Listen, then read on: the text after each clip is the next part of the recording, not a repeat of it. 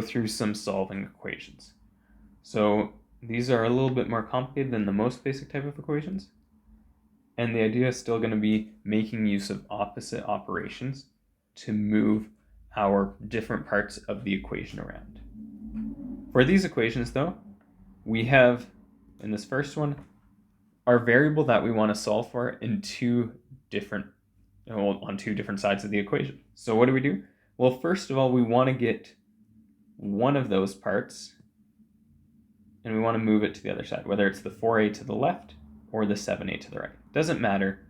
Choose one, move it to the other side, so that way all of your a's are on one side. So what I'm going to do is I'm going to move this 4a to the left-hand side.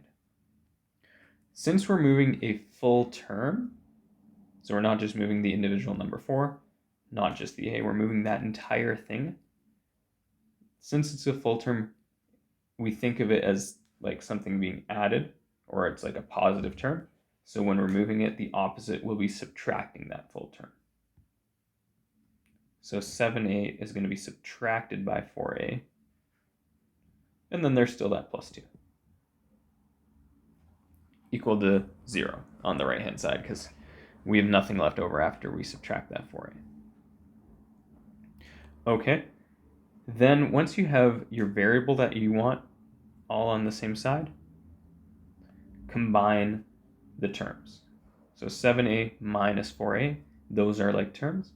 So you can combine them together. 7 minus 4 is 3.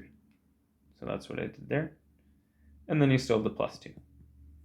Now we're on to a simpler equation type where we can just rearrange things using opposite operations. So if we want to move that plus 2 over, moving it over will turn it into a minus 2. And so you're going to have 0 minus 2, which is just negative 2. And then the 3 in front of the a, well, that 3 is multiplying, so when we move it over, that will divide. And so you're going to have negative 2 over 3. You can leave your answer as a fraction. You don't have to write it as like negative 0.66. It'll be repeating sixes if you're to do that. All right, what about if you have a set of brackets? So if you have a set of brackets, there's a couple approaches you could take. One approach you could take is you could use the distributive law. So distribute the number into the set of brackets. So 3 times x plus 3 times 2 is equal to 24. And if we simplify that, that will be 3 times x plus 6 is equal to 24. Well, now this looks a lot like what we had on the other side.